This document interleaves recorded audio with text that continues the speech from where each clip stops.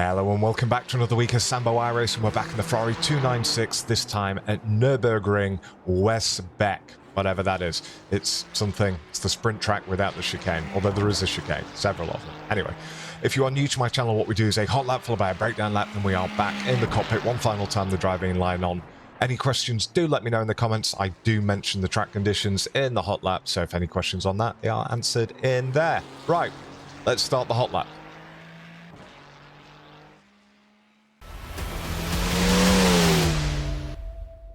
All right, let's do this thing. So we're smashing it down the main straight, looking for our first braking marker into the sharp hairpin. It's the 100-meter board, braking up to about 75%. Is that? Trail it off down to first gear, long trail off, smoothly back on with the gas. Up to second gear, really open this corner up because it means that we can get on the gas a lot earlier. Again, really wide entry here into turn 3, dropping it down to first gear. So the Ferrari has got a lot longer gearing than, say, the BMW, so you can get away with using first a lot more. Up to fourth, looking for these cones on the right-hand side, braking up to about 55% down to third gear. Want to get right over to the left-hand side at the end of the curbing, dropping it down to second gear once again. This is a track temp of 29 and an air temp of 21. And we are low on fuel. Braking hard, up to about 65-70%, dropping it all the way down to first gear, using that long gearing. Once again, all that torque up the hill. We're going to be absolutely flat here through turn 9 and 10. Keeping our left-hand tyres on the track at all times there. All right, looking for just before the 100, braking quite sharp, down to third gear, back over to the left-hand side. Lighter on the brakes this time, down to second gear, back on the gas at the apex, just clipping that curb. You can use the exit curb to straighten you out if needs be. Now we want to avoid clipping the curb here, turn 13, it does slow you down in the Ferrari. And our final braking marker, just before the 50, braking up to about 70%, down to third gear, back on the gas, all the way through the second apex. And we're using that curbing to widen the track for the last corner.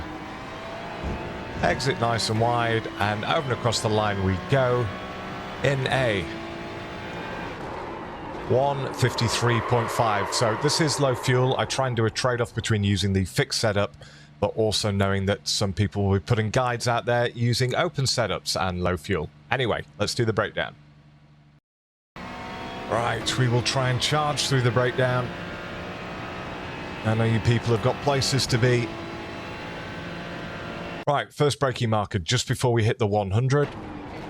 We brake up to about 75%, wipe all that speed off, then we start turning in just as we're midway along this curbing.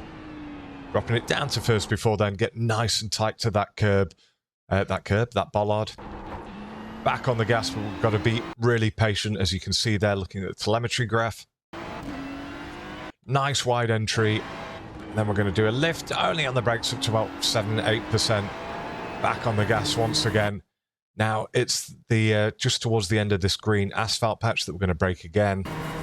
Braking up to about 40%, and again long trail off down to first gear. This isn't a car that likes to be thrown about. Got to be gentle with the brakes, or certainly when you ease off them.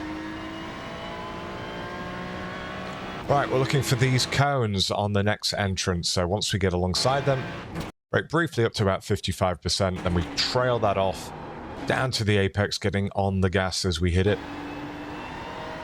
And the next braking marker is just, I don't know, a car and a half lengths before we get to the end of the curbing on the left-hand side. Brake up to about 45-50%, again dropping it down to second gear, trying to get on the gas as much as possible. As always with the Ferrari, you're getting up to about 80% straight away, and then you finish it off as you straighten out your wheel. Next braking marker, just as we come to this additional curbing, this rumble strip on the left-hand side. Braking on there up to about 65-70%, drop it down to first gear. And once again, at the apex, we're on about 80-90%. Increase that to 100. We want to get right over onto the curbing for 9 and 10, as we're going to go flat through it. Got to keep those left-hand tyres on the track, though. Does feel kind of loose through there, but it's fine. Next braking marker just before we get to the 100. Braking up to about 70%, and again, quick trail off, down to third, on the gas at the apex, again between 80 and 90 as we always are. Back over to the left-hand side, and it's basically as soon as you can straighten your wheel on the left-hand side, that's when we're braking lighter this time, only up to about 25-30%, and again at the apex, back on between the 80 and 90. There's no magic trick to it. It is just doing the same thing over and over again. That doesn't mean you should learn it yourself and stop watching my guides, though. Right, next braking marker in between the 100 and the 50. We brake briefly up to about 70%, then quick trail off down to the first apex. I drop it down to third as I get back on the gas, has the effect of blipping it. And I'm on 100% between the two apeces, one or the other. Exit nice and wide, use this curbing on the left-hand side to open up the braking point for the next corner. There isn't anything specific that I look out for. Again, I was just testing for half an hour or so I got a feel for it. But you can look at where the this sort of crack in the asphalt is directly ahead of me. As that sort of begins to flare out, that's when I start braking. Up to about 60%, and again, trail off down to second gear. I went a little bit early, and then I went again.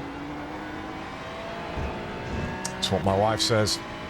And there we have it, over and across the line in a 153.5. Got one final version coming up now for those that use it with the driving line on without me talking. Enjoy.